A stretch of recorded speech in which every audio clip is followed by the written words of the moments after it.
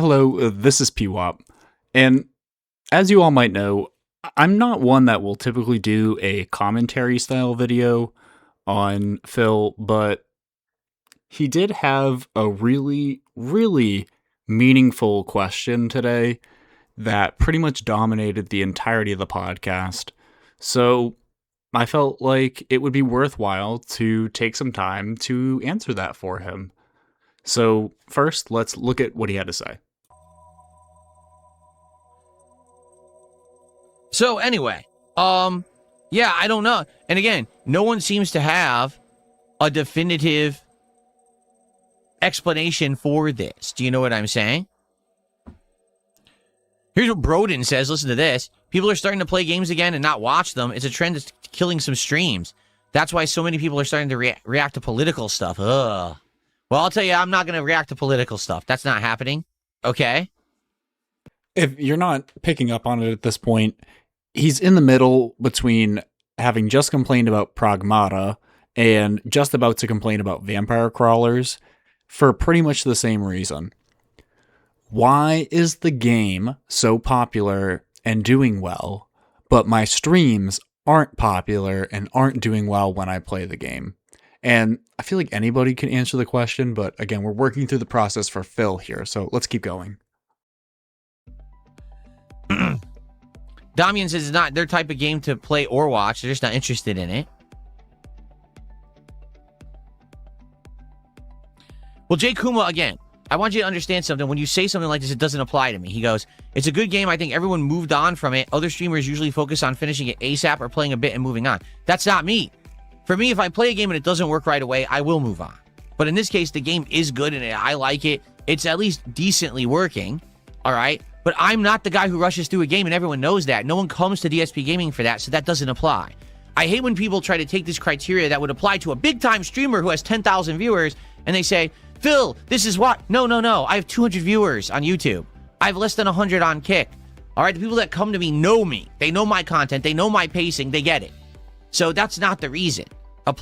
People used to do this back in the day, too. I would put out a hateful truth review that would get 15,000 views, and they'd be giving criticisms that you'd apply to, like, Angry Joe who gets 1 million views on a video. I was like, what the fuck are you talking about? It doesn't apply to me.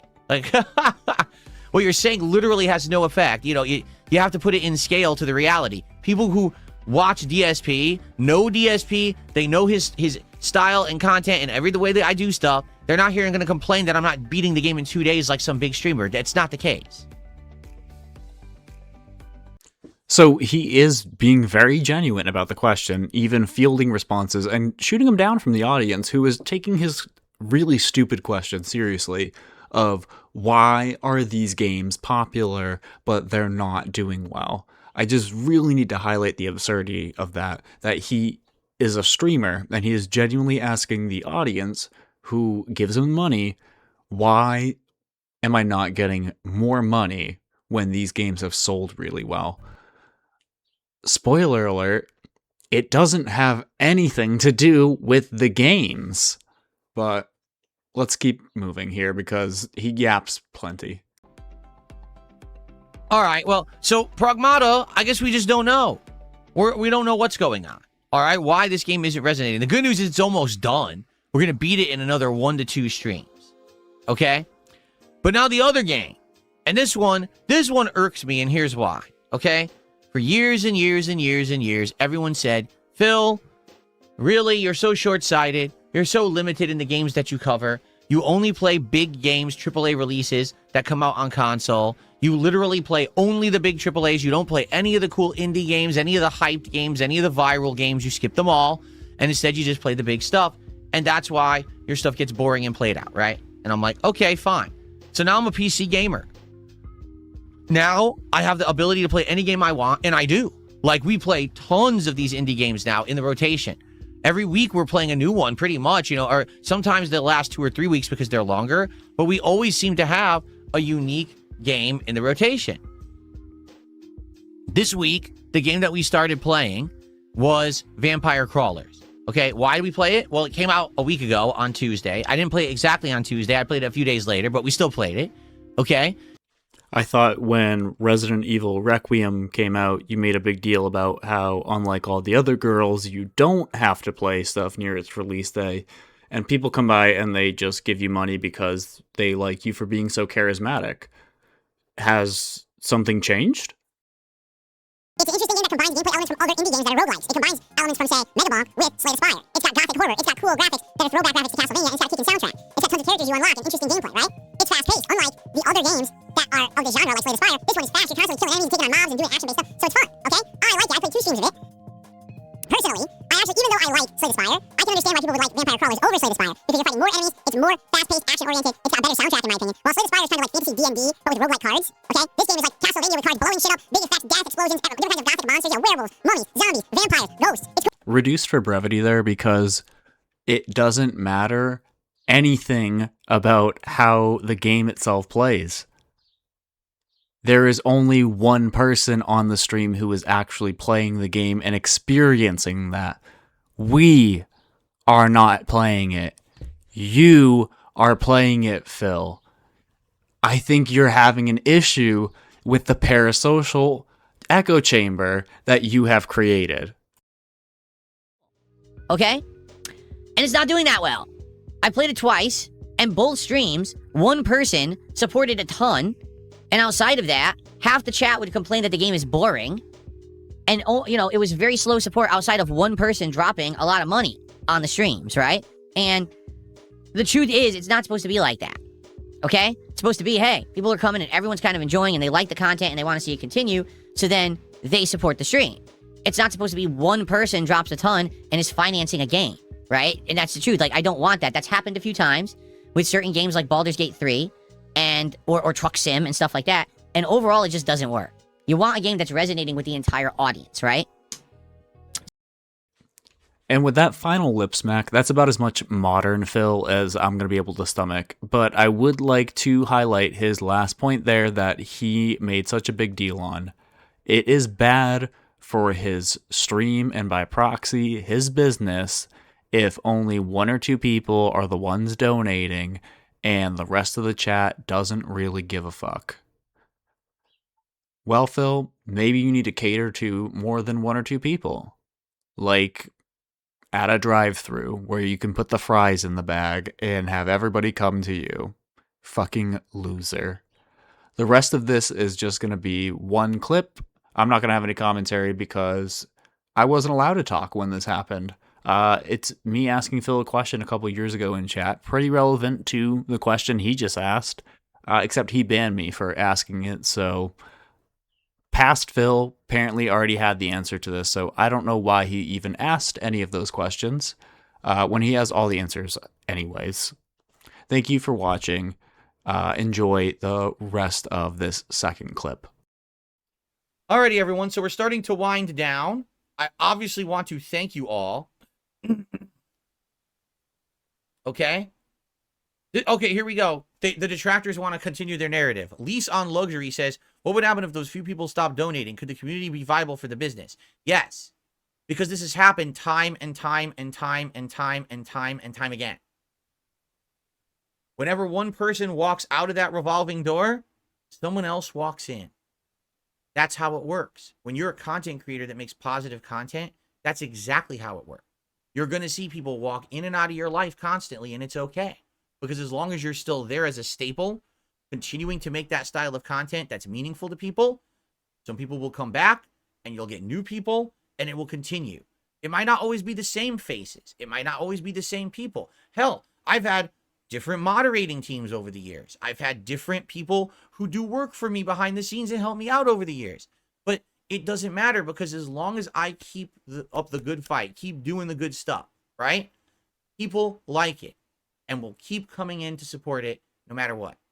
All right? It's been 16 years, highs and lows. I've been on where? On YouTube, on various different YouTube channels, on Blip TV, and on Daily Motion. I've been on Twitch. I've been on, excuse me, all these other places. And guess what? People still come with me. They're still with me along for this journey, right? Hasn't gone away. You don't know what you're talking about, right? Like, what on earth are you speaking of? And so now, wait a minute. You literally just changed the narrative. Just listen to this. What about the fake narrative? This is fragile. You're 4 years away from your bankruptcy. The Save the House fundraiser. Whoa. What is your narrative? You don't have one. You've literally just changed the story 3 times. First, your narrative is, I don't have enough consistent supporters. If a few go away, I fail. That's happened a million times and I'm still here. I just explained. Well, what's the next thing? Where's the next goalpost? Okay? You are in a crazy mania. Your mania has taken over your small p brain, and all you can do is think about the next thing to say negative. They're all false narratives. You are an insignificant human. You don't matter. It doesn't matter what you say in the chat right now or what you do. You're insignificant on this planet. Here's what you need to do. Get away from your device and go do something with your life that will affect someone in a positive way.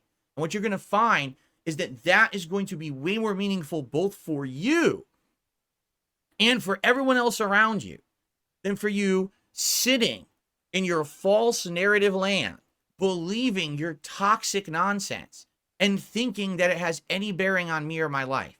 It doesn't. I will still be here tomorrow and you'll still be miserable humping Hatsune Miku in your bed. All right? So do yourself a favor, get the fuck off my stream, get a life, and get the fuck into something positive. Because, man, your toxicity is embarrassing to the human race. You are literally an embarrassment to human beings on this fucking planet. Go away. Yikes. I just got a $6 tip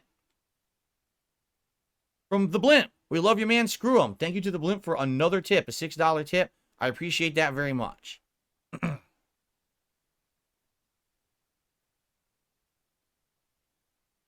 I mean, these people can't even maintain a coherent thought for more than 10 seconds. The guy goes from detractor talking point to detractor talking point. He just bounces around parroting the same shit. And every time that something's, countered with a logical thing to disprove it, oh, I got to get to the next one. I got to get to the next one. I got to get to the wait, no, you've already looked like an idiot. You don't get to now say 10 more things. You're already a moron. These people are just so dumb. They really don't understand it. There's no reasoning with someone who's so far gone. You just have to have them have a moment of realization at some point in their life that they're going to try to be better people, But sadly, I don't know if these people ever will. It seems like what's happened is there's this community of people who have this mania in their head, and they actually, no exaggeration, have formed communities of relationships, online relationships, of course, but relationships nonetheless based on toxic behavior. The only way they even get human interaction or any kind of attention is toxic behavior. So they have to keep that up, or else now they have to realize that their lives are miserable, trite, and meaningless. So they keep that toxic community going no matter what. Even if the narrative's completely false and fabricated, that's the only way that they feel like they have a meaning in their life. That is ridiculously pathetic, sad, and dangerous. We can't have a society within a whole undergroup of people who literally just sit on their devices crapping on things all day. This is not productive. This is awful. This is going to be the ruining of human society if we allow it to continue. If you know someone like that, you have to go call them out and be like, get the fuck out of your room. Get the fuck off your phone. Stop being a toxic douchebag to everything around you and get a life. Spend 5 minutes getting real life friends. Spend 5 minutes doing something positive with your life that is meaningful to other people around you. Stop being toxic. You're not going to help anything on earth. You're just going to burn this fucking planet down if you keep acting that way. It's insane. That guy, can you believe what the guy was saying in the chat? It literally, he was one detractor narrative. Okay, well, here's why that's wrong. Next one. Rapid fire. Like he has his list, his checklist of shit, so he can copy paste them all in the chat. Dude, what the fuck is your problem? Like, wow, you need help. How do you not understand? And again, why don't they get it? They literally have a community of thousands of people who act like that around each other, right? It's insanity. If you contribute absolutely nothing positive to anyone on this planet, right? Why do you exist?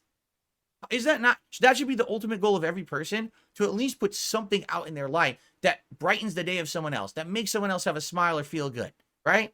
Do something nice, and then we can all get along and we can all have a nice life together. Live and let live. Instead, everyone's got to burn down, attack, destroy, deride, be just gross to each other. How the hell can you go through life like that?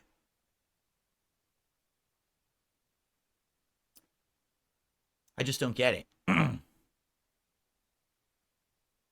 I would love for one of them to come up with a new narrative that hasn't been regurgitated for the last 5 to 10 years, because they don't have one.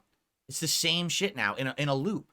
Because in truth, at one point in the past, I used to care so much that people would say this shit about me that I would go out of my way to try to like defend myself or actually like counter the narrative. But after a while, I'd say it was about 5 years ago, I realized no matter what I said, they would just come up with another one. So I just stopped. I realized at some point, it's becoming more harmful for me to waste time trying to defend myself than to actually just say fuck it and ignore it. And that's what I just started doing. So fuck this and ignore it, right? All these morons out there make documentaries and shit about me, fucking interviews. What has it done? Nothing. I'm still here. I still make the same content. I still have a great life. They've done nothing. They personally benefited because, trust me, they wouldn't have made the content if they wouldn't personally benefit from it. They're doing it for themselves. That's it. It's the only reason. No one else needed to be interviewed on Side Scrollers. I had to be. Why? Because they're going to get a benefit out of that. That's why. So, there you go. So, these fucking nut jobs, man. I don't know how you can go through life like that. But that's the thing. Like, I just stopped 5 years ago or whatever. I was like, I'm not going to do this anymore. I'm not going to entertain the nonsense, because all that does is lets them get more content and waste my audience's time. You guys don't want to sit here listening to me talk about every fucking conspiracy theory that comes out of their mouth. I've already talked about most of them, and they don't care. They continue anyway. So what's the point, right?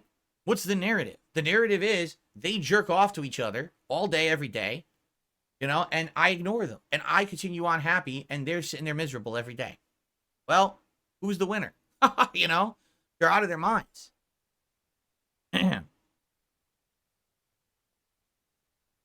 All right. So we're about to adjourn, everyone. What a night. Holy moly.